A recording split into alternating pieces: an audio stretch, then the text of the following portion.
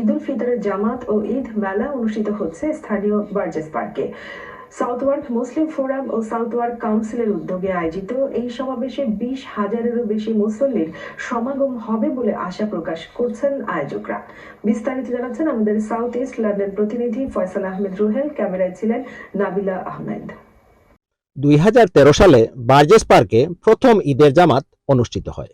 এরই মধ্যে south east লন্ডনের সর্ববৃহৎ এই ঈদ জামাত আয়োজনের সকল প্রস্তুতি সম্পন্ন করেছেন বলে জানান আয়োজকরা। We've done a lot of planning behind the scenes, a lot. Like I said, liaising with the council, with police. Love to see a lot of people come to the event.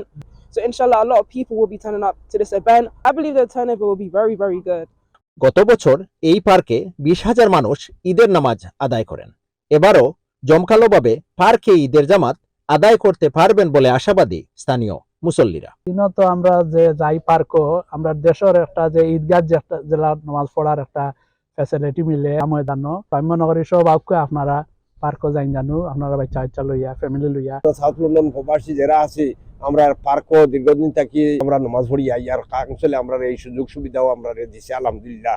আর আপনারা সবাই বাচ্চা কাচ্চা লইয়া আইতা আহ্বান করি। 2 বাচ্চা আমার ওয়াইফের লইয়া যাই, এখানে হাজার হাজার মহিলা হইন।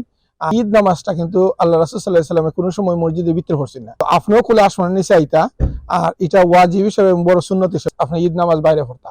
প্রায় 10-12 বছর ধরিয়া ঈদের জামাতে খুবই সুন্দর খোলামেলা অনেক মানুষ হইন। আমি আমার ব্যক্তিগত এটাই আপনারা হলে আকুল আবেদন করমু, আপনারা আউকা আইয়া দেখুকা বার্জেস পার্ক কি ধরনের নামাজ ভালো লাগবে। ঈদের জামাতে পুরুষ মহিলাদের নামাজ আদায় ছাড়াও বাচ্চাদের রাইডের পাশাপাশি থাকছে বিশ্বের বিভিন্ন দেশের মজাদার খাবারের স্টল। ঈদের দিন সকাল 10 ঘটিকার সময় ঈদের জামাত ও মেলা চলবে বিকাল 7 ঘটিকা পর্যন্ত।